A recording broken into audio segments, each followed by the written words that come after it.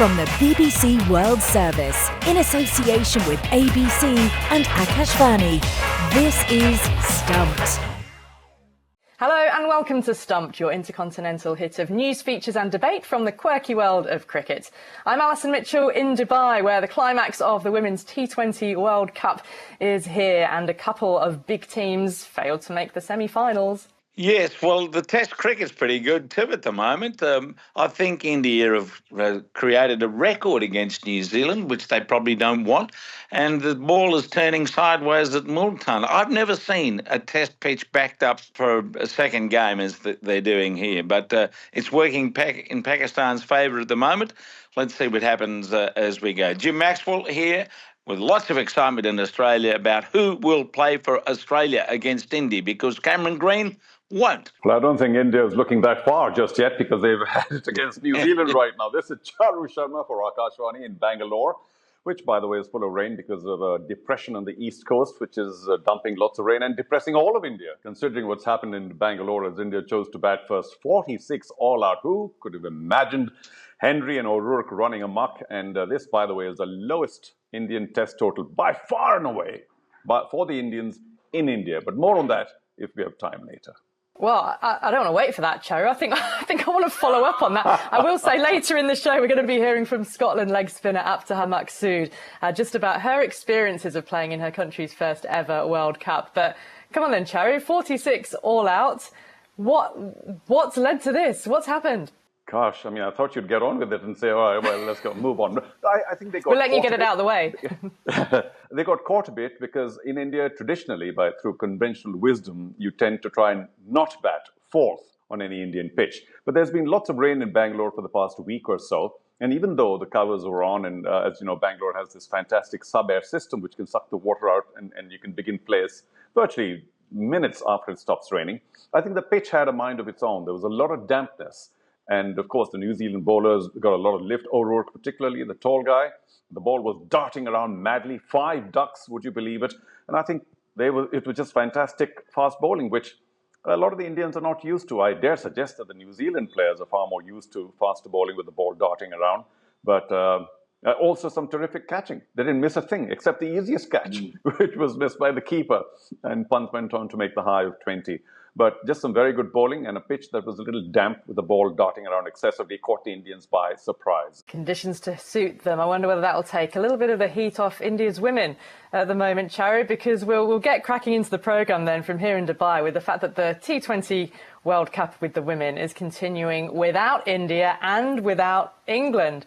That means that India's wait for a first ever Women's T20 World Trophy goes on, because they were eliminated at the group stage after New Zealand had a 54-run win over Pakistan in the final game in Group A. Now, New Zealand went into the semis with Australia, with India, Pakistan and Sri Lanka eliminated from that group.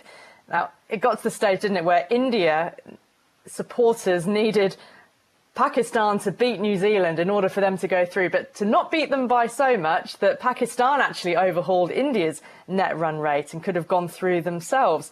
I mean, it meant that actually Pakistan, went for the run chase, didn't they, against New Zealand? And by going for that run chase to try and qualify for themselves, which was good to see, that's what you've got to do, it actually created more opportunities for New Zealand. And then Pakistan rolled over for, 56? After they'd earlier talking about dropping catches, dropped 8 along the way. We'll talk more about drops in a moment, I'm sure. But yeah, it meant a mixed campaign for India. Defeats to Australia and New Zealand, victories over only Pakistan and Sri Lanka. And then England, champions in 2009, what a long time ago that was, won 3 games but found themselves undone by West Indies in their final group game in Group B, losing by 6 wickets and then exiting the competition on net run rate. But with far too many drops of their own as well. But for England, it's 7 years and counting since they won a Women's World Cup trophy. That was the 50-over Virgin in 2017. But if we start with India's women, Charu, I mean, what did you make overall of their performance across the games? Well, for starters, let's not be too harsh on England, because 7 years and counting, but for India, it's never, not yet. So, and, they did underperform as far as I'm concerned, because they have gotten better over time. They've become sort of almost, if not leading, but certainly contenders for various World Cups, having gotten to a couple of finals. And I just felt that the first loss against New Zealand was really the end of it. A lot of people remained positive thereafter. There were lots of mathematics involved, permutations, combinations. But I don't think they covered themselves in glory in the two matches they won, because they sort of ambled along for the victory rather than crushing the opposition. So there are quite a few negatives. I'd like to mention athleticism first, Alison, because they've gotten pretty decent in the bowling department, batting too. But just when they're batting, the lack of athleticism leads to a lot of runs left in the field, because they're running between the wickets is nowhere close to the better teams of the world. And when they're fielding, of course, by the time they approach the ball in the deep, the Australians easily get past two every single time. I think that makes a massive difference eventually. It also accounts for perhaps some catching, although their percentage is pretty good, but that's another area they probably want to improve. And eventually, I really think that the loss to New Zealand was the end of it, because it put too much pressure on them to try and win against Australia. They would win against the other teams, we thought. But although they ran Australia close, I think they just were overplayed and outplayed by New Zealand by a massive margin to begin with. It probably shook them a lot more than we can imagine. And full credit to New Zealand for being prepared for that game and for coming out. Sophie Devine hitting the half-century that she did there. What about the reaction then to India not making the semis? Noting that Mithali Raj, former captain who's been working with us over here on commentary, has said, well, if captaincy needs to change, give it to Jemimah Rodrigues. What's the kind of overall feeling about, does the team need a shake-up? There's much more expectation from the Indian women now, because so much more has been given to them in terms of facilities and everything else. And that expectation, Alison, Jim, leads to a lot more disappointment when the team doesn't do too well. I think there were a fair number of murmurings in the media. By the way, they've got a fair amount of media in India, which was good to see. There were murmurings on, well, we've given them so much. There's much more contract money. We're trying to equalize the pay. So this whole trying to have some equality with the amount of money being paid out to the women should lead to better performances took a little bit of center stage. It's unfair, of course, we know, because other teams are just better. And I do think that the media was very supportive in the main, because of trying to keep the audiences or the readers involved by saying it can still happen, and if they can only beat the opposition by a higher margin and so on and so forth.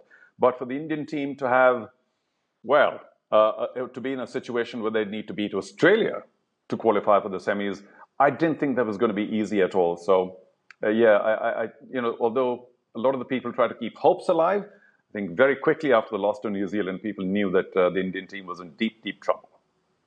I feel like with India, we've had the advent of the WPL, but that depth to sort of come through and be challenging for the big trophies, and they're not quite there yet. And I think that's why there's so much expectation on a team like England, who have had that investment put into their domestic structure. They've got that pyramid, they've got that greater depth. They've had the 100 for 4 years now to give the players that experience of more regularly playing in big pressure situations, in front of the cameras, all of those scenarios. And yet still England stumbled so badly against West Indies. And yes, they lost Heather Knight to injury midway through an innings where, if she'd carried on batting in the way that she was, maybe things would have been different.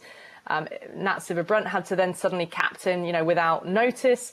But my goodness, the fielding and the dropped catches for England, that's sort of been such a focus, that how can so many have gone down? And yes, the fitness again has been called into question. Well, we'll stay with the T20 World Cup, because there's been a few records and firsts out here in the UAE. There was, of course, disappointment for Shafali Verma not making the semis with India, but at 20 years of age and 255 days, she became the youngest player in the history of women's T20 cricket to reach 2,000 international runs, passing that milestone during India's win against Sri Lanka. And Scotland made their debut at a T20 World Cup, 23 years on from their first ever international match. They closed out their tournament against their nearest neighbour, England, which was again another match that I commentated on. So what was it like for the players featuring in a T20 World Cup for the very first time? But with us now is Scotland leg spinner Abtaha Maqsood. Abtaha, great to see you. You're back home now after your UAE adventure. 4 games, 4 defeats, but what was that World Cup experience like? I mean, one of the best experiences of my life for sure. Obviously never played at a World Cup before. It's been my dream. It's been everyone's dream since we were kids, to be honest. It's been like 10 years in the making for me. I've played in a lot of World Cup qualifiers, and to finally be able to qualify for a World Cup and actually play in it was an absolute dream come true. And yeah, it didn't quite go the way that we planned, but it was still such an amazing learning experience, and I'm just so proud of all of us that we managed to do that. I love the travelling fans that you brought with you as well, the family. They were so vocal, and the pride when the anthems went out was palpable to hear. You described just simply qualifying for the World Cup, I remember at the time, as one of the best months of your life. I mean, how do you quantify the value of now having come up against those biggest teams in the world? Yeah, it's absolutely huge. Obviously, we've not ever really played against these big teams before. We had never played against South Africa in a T20, never played against England, played West Indies in a little warm-up game beforehand, but haven't really played these teams, haven't played teams that are ranked higher than us that much. So it's just an amazing learning experience to be able to actually finally do that and play full member nations. And hopefully it'll lead to playing them a little bit more in series and games outside of big ICC tournaments where there's a lot at stake. But yeah, it was just an amazing experience, and we definitely learned a lot from it. Now I know that you've put dentistry degree on hold as you go about your career, but how much support have Scotland Cricket and all the clubs around you been to you to ensure that you can perhaps dream bigger in cricket? Then we'll get back to dentistry later. Yeah, there's been a lot of support with Cricket Scotland in particular. Obviously, there's part-time contracts now for a lot of the girls, which I'm not actually a part of. I'm down south at the moment in London, doing regional cricket down there at the moment. I've had quite a lot of support from the ECB actually, in getting full-time contracts down there, which has been really helpful. But yeah, no, there's been a lot of support from teammates and in Cricket Scotland in particular. There's so many growing opportunities up there in professional cricket. Perhaps you could even start playing some of the leagues around the world.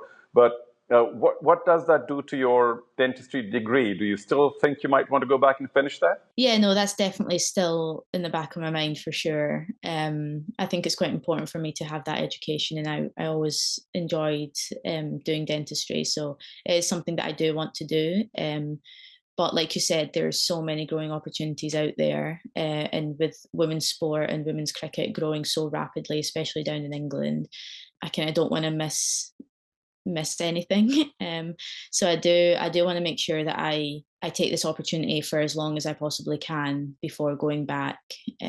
But yeah, I would love to go back and do that at some stage. It's Jim Maxwell for the ABC here in Sydney.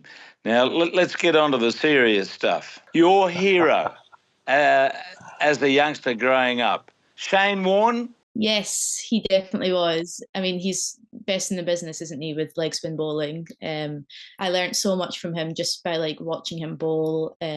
Watched a lot of his YouTube videos and all the masterclasses that he did.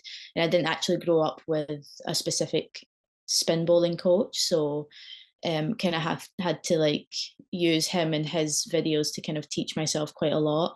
And yeah, I mean, he was amazing. So it was just it's just great to be able to watch him bowl and learn from him. But isn't it fairer to acknowledge the support and guidance of your father when it came to bowling spin? Wasn't he the one that pointed you in the Shane Warne direction? Yeah, he was. I started off as a seam bowler, as everyone does. But one day, just in the garden, we were just playing about, and my dad kind of noticed that my wrist naturally kind of went the way as a leg spinner does, and he was just like, it would just be so much easier for you if you just bowled leg spin instead of trying to bowl fast. And I was like, yeah, let's do that and try that. So I tried it for a bit, and yeah, I didn't look back after that. I absolutely love it. So onto the subject of Scotland, what needs to happen with the team to improve and be more competitive against the bigger teams? Yeah, I think first and foremost, we just need more fixtures against these sort of teams. I think we do struggle a little bit with our schedule. We obviously don't have as much funding as the big teams like India, England, all these full member nations, they get a lot more funding than us, a lot more fixtures. And yeah, we do struggle with that. So if we are able to get a little bit more, a lot more fixtures with these bigger teams, it'll just help our growth so much more. But again, it comes down to funding, doesn't it? It comes down to money and resources, which is something that Cricket Scotland lack a little bit, unfortunately, being associate members. But yeah, I think that's the most important thing, is more exposure to fixtures. And when are your next international matches? Don't know, actually. I think that's another, which is a case in point. yeah, exactly. I think that's quite, I mean, that kind of shows, like, whenever we do get fixtures, we get them pretty late as well. So a lot of the girls are part-time, like I said, who study or work full-time alongside cricket. So it's difficult to kind of get time off as well at such short notice. But yeah, we don't 100% know what's going on for the next few months. But hopefully, fingers crossed, we'll be in that 50 over qualifiers early next year. But other than that, we're not 100% sure. And a word on yourself personally, Abtaha, because we know from speaking to you when you've played in the 100 and for Scotland before that representation is very important to you, and playing cricket visibly wearing your hijab. I wondered what the cultural significance felt for you playing in a country like the UAE, with the culture in the Arab world. Yeah, it was brilliant. Obviously, we've been there quite a lot. We've done a couple of World Cup qualifiers in Abu Dhabi, so I'm kind of used to that area of the world now. But I love going to a Muslim country. I think, you know, it's just so much easier, especially in terms of food. Never need to ask if the food is halal or not. I can literally just eat anything, which is brilliant. But like little things like prayer spaces and stuff, like they're so easily accessible everywhere you go. But yeah, it's just really nice to be able to go to a Muslim country and not have to think about these things. And just, you know, even easier to kind of just focus on the cricket as well. Well, we wish you luck going forward. Let's hope that Scotland do get some fixtures in the diary. But in the meantime, thanks for being with us on Stumped, and congrats for getting to that World Cup. And I'm sure we'll see you again at another one. Thank you very much for having me. That is Abtaha Maqsood, Scotland leg spinner. Well, that's all we've got time for on this week's Stumped. So I'll say thanks to Jim Maxwell and Charu Sharma, and to all of you for listening. And we'll see you again next week. Bye for now.